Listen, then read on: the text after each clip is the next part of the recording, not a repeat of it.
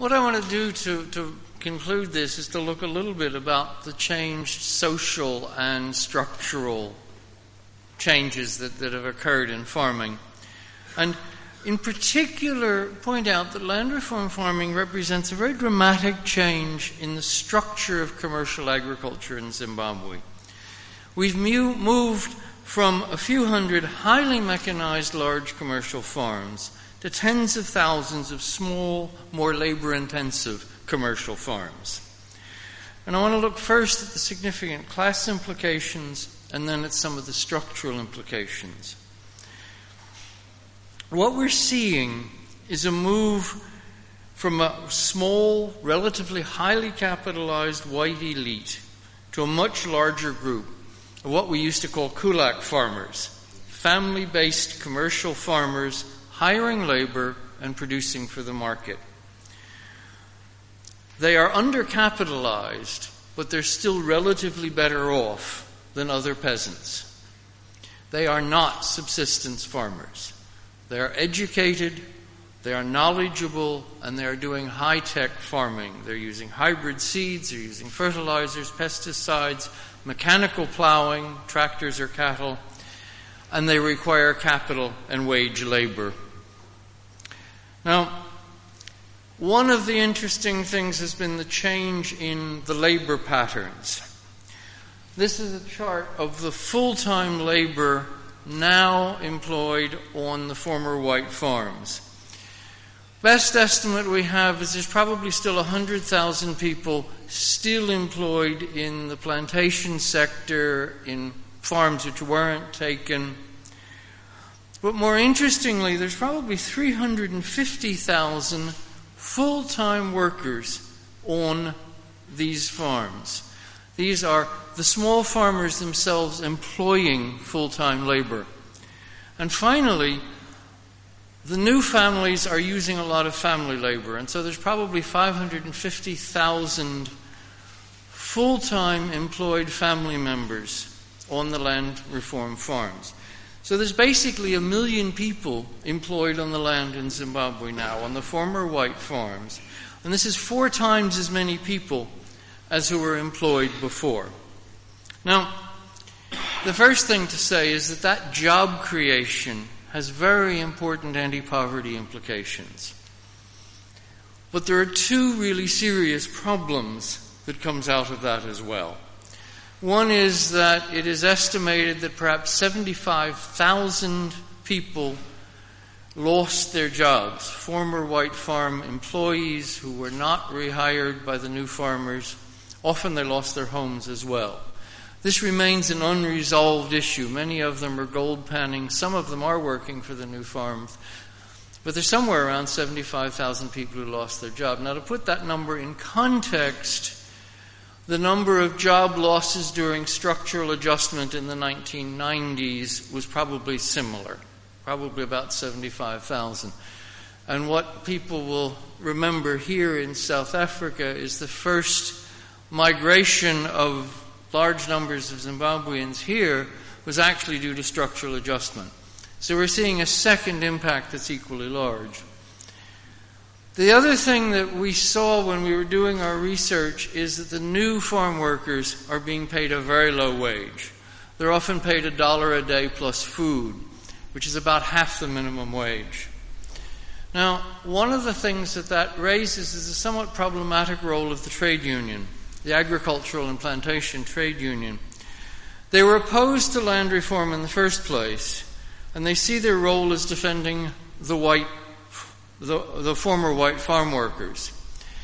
And there was a BBC interview recently in which they were actually calling for the reinstatement of the white bosses. Now, there's no chance that is going to happen. But what it means is that there's no trade union organization of the new farm workers. So there are 350,000 people who are being paid mostly below the minimum wage, and there's no trade union organization to try to get those jobs up. What we're also seeing is new social relations on the land. The white farmers had very specifically selected farm workers who had no local links. So they brought in farm workers from Mozambique and Malawi or from other parts of Zimbabwe, so they didn't have local community links. What the new farmers are doing is just the opposite. They're often looking for people with local links. So they're taking farm workers from the nearby communal lands, farm workers who have some family connections, and these are often the people who were the seasonal workers, temporary workers on the white farms. So again, the social relations on the land have changed quite considerably. Now, the large number, we've got 4 times as many workers on the land now, and that's directly linked to the undercapitalization of the new farmers. We estimate that white farmers in the UDI period were getting an equivalent in current days money of $40,000 per farm per year in subsidy. They also got credit, they got guaranteed markets. White farmers were paid more for their crops than black farmers.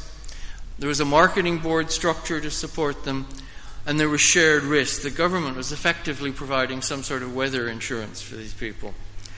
Current policy is that black farmers are so much better than white farmers that they don't need subsidy, they don't need credit, they don't need any insurance, they don't need any guarantees. The black farmers are so much better that they can do it on their own. Now, they are, but there are limits. With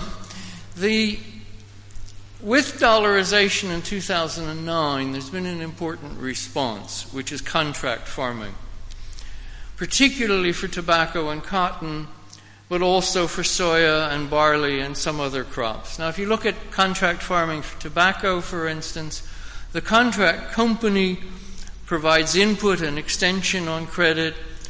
They're building small tobacco barns for the A1 farmers on 3 years credit. They also provide a guaranteed market. Indeed, you have to sell through the auction floors and to the contract companies. And there is shared risk, and that's the really important thing.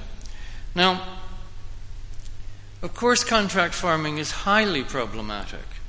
You're dependent on the contract companies. These tend to be international companies, mainly Chinese companies or British American Tobacco. The intermediaries in these are often former white farmers. And you're dependent on world market prices. And what we know from last year, when the cotton price dropped dramatically, is this had a real effect on the contract farmers. But what we're also seeing is it is allowing capital formation by the new farmers. Now, what we see is that these are export crops. There's no similar support for food crops. For maize, for instance, there's little support, and the farmers have to carry all the risk. They have to buy the inputs in advance, in cash, and they carry the risk. If you look at Zambia and Malawi, both of them have done fertilizer subsidies, which have been dramatically successful, turned both countries from being maize importers to being maize exporters. There's very little of that kind of support in Zimbabwe. So what we've seen is a de facto policy decision that Zimbabwe should export tobacco and import maize. And that's because the transnational corporations will support export crops, but not food crops. Zimbabwe could double maize production next year. The technology is already there. It's better seeds, it's more fertilizer, it's available. But so far that kind of support is not available. So the new land reform farmers are the dynamic sector, and they're responsible for most of the increase in agricultural production, and they're creating jobs, and they're reducing poverty. So where are we then? What do we conclude? I think there are 3 outstanding questions which the research on the book has thrown out. First is, how do we support these new farmers? How do we support land reform farmers? The second is, how do we deal with these very complicated new social and labor relations? And the third is about contract farming. Should contract farming and an export dependence be encouraged, or is there some way that we should shift Zimbabwe and the new farmers to being more food producers and less export crop producers? And I think all of those are still questions. We've skated through this very quickly. There's lots more detail in the book. There are references for all the figures that we've given, footnotes, and so on. But I'll stop here and open it up for discussions and open it up for comments from the real expert.